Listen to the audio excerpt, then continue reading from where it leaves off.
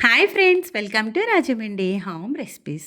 ఈరోజు మన ఛానల్లో ఫంక్షన్లో చేసే రుచికరమైన దొండకాయ ఆవకాయని ఈ కొలతలు ఫాలో అవుతూ చేయండి. వంట రాని వాళ్ళు సైతం ఈజీగా దొండకాయ ఆవకాయని తయారు చేసుకోవచ్చు. ఇలా చేసుకున్న ఆవకాయని ఎయిర్‌టైర్ కంటైనర్‌లో పెట్టుకుని బయట ఉంచిన నెల రోజుల దాకా నిల్వ ఉంటుంది. అదే మీరు ఈ పచ్చడిని ఫ్రిడ్జ్‌లో పెట్టుకుంటే నెలకు పైనే నిల్వ ఉంటుంది. ఎలా తయారు చేసుకోవాలో ప్రాసెస్‌నైతే చూద్దాం. ఈ ఆవకాయ కోసం నేనిక్కడ అర కేజీ దాకా దొండకాయలని తీసుకుంటున్నా. దొండకాయలను తీసుకునేటప్పుడు బాగా పచ్చిగా ఉండే దొండకాయలే తీసుకోవాలండి. పండుగా ఉండే దొండకాయలు ఆవకాయకి పనిచేయవు. ఇలా చూసుకొని తీసుకోండి. ఒక గిన్నెలోకి దొండకాయలు వేసుకొని మునిగేంత వరకు నీళ్లు వేసుకొని బాగా ప్రెస్ చేస్తూ దొండకాయలనైతే శుభ్రంగా 2 సార్లయితే కడిగేసేయండి. క్లీన్ చేసుకున్న దొండకాయలను కాటన్ క్లాత్ మీద వేసుకొని 3, 4 గంటల పాటు వదిలేసామంటే చక్కగా తడి లేకుండా పూర్తిగా ఆరిపోతాయి. ఏ పచ్చడికైనా తడి లేకుండా చూసుకోవడం చాలా ఇంపార్టెంట్. లేదంటే బూజు పడుతుంది. ఇలా చేత్తో పట్టుకుంటే ఎక్కడ తడి లేకుండా ఉండాలి. చాక్ తీసుకుని స్టార్టింగ్ ఎడ్జ్‌ని, ఎండింగ్ ఎడ్జ్‌ని కట్ చేసి దొండకాయని ఇలా మధ్యకి కట్ చేసుకోండి. తర్వాత హాఫ్‌కి కట్ చేసుకోండి. ఒక దొండకాయని 4 పార్ట్‌లుగా కట్ చేసుకోండి. మరి చిన్న ముక్కలుగా కట్ చేసుకోకూడదండి. ఇలా మొత్తం దొండకాయలన్నీ కూడా కట్ చేసుకోవాలి. కట్ చేసేటప్పుడు ముక్కలు చూస్తున్నారు కదా! ఈ సైజు ఉండేటట్టుగా కట్ చేసుకోండి. ఇలా కట్ చేసేటప్పుడు ఎక్కడైనా పండిన దొండకాయలుంటే వాటిని తీసేసి పక్కకు పెట్టండి. వాటిలతో పాటు కలిపి పచ్చడి పెడితే మిగిలిన పచ్చడి పాడవుతుంది.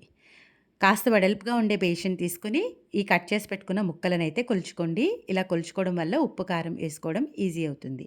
పైనుంచి కింద దాకా ఒకే వెడల్పుగా ఉండే గ్లాస్ తీసుకుంటున్నాను. దీంతోటి ముక్కల్ని కొలుచుకుంటున్నా. కొలిచేటప్పుడు ముక్కలను బోల్డ్‌గా కాకుండా ఇలా పైకంటూ ఉండేటట్టుగానే కొలుచుకోండి. ఏ పచ్చడికైనా ముక్కలు 4 వంతులు ఉండేటట్టుగా చూసుకుంటే ఉప్పు, కారం వేసుకోవడం ఈజీ అవుతుంది. నాకైతే గనక ఈ గ్లాస్ తోటి కట్ చేసి పెట్టుకున్న దొండకాయ ముక్కలు 4 గ్లాసుల దాకా వచ్చాయి. దాన్ని బట్టే ఉప్పు, కారం చెప్తున్నాను. మీరు ఇంకా ఎక్కువ క్వాంటిటీలో చేసుకునేలైతే ఈ కొలతలను అడ్జస్ట్ చేసి వేసుకోండి. 4 గ్లాసులైతే ముక్కలు వచ్చాయి కదా!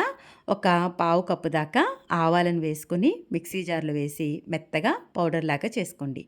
ఆవాలను ఎండబెట్టాల్సిన అవసరం లేదు. కాస్త వెడల్పుగా ఉండే బేషన్‌లోకి ఆవకాయ కారాన్ని 3 మ్యాంగో మిర్చి కారం తీసుకుంటున్నాను. ముక్కలు కొలిచిన గ్లాస్ తోటే 1 గ్లాస్ దాకా పచ్చి కారం అనేది వేసుకోవాలి. అదే గ్లాస్ తోటి అర గ్లాస్‌కి 1 టేబుల్ స్పూన్ తగ్గించి ఉప్పు వేసుకోండి.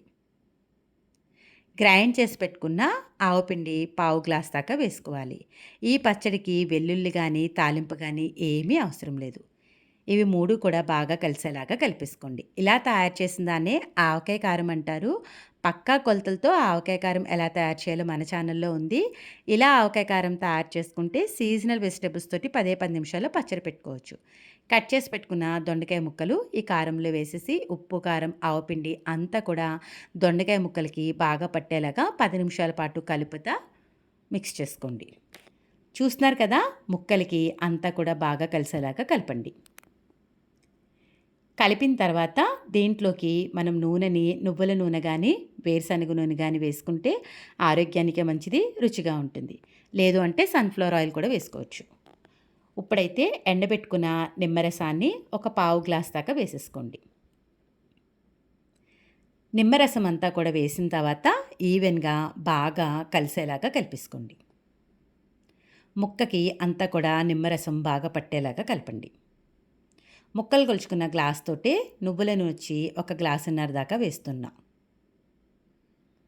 ఈ నూనెంతా కూడా ముక్కలకి బాగా పట్టేలాగా కలిపేసుకోవాలి. ఇలా అంతా కూడా ఈవెన్‌గా కలిసేలాగా మిక్స్ చేయండి. చూస్తున్నారు కదా! పచ్చళ్ళలోకి ఆవపిండి, కారం, ఉప్పు, ఆయిల్ అంతా కూడా బాగా పట్టింది.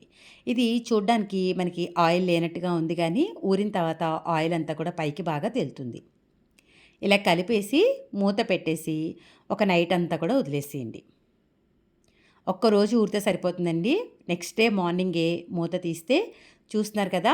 ఆయిల్ అంతా తేలింది. చక్కగా పచ్చడి కూడా బాగా ఊరింది.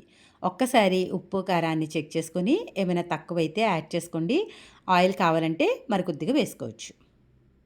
అంతేనండి. ఈ కొలతలు ఫాలో అవుతూ చేస్తే ఫంక్షన్‌లో చేసే రుచికరమైన దొండకాయ ఆవకాయ అయితే రెడీ అయిపోతుంది.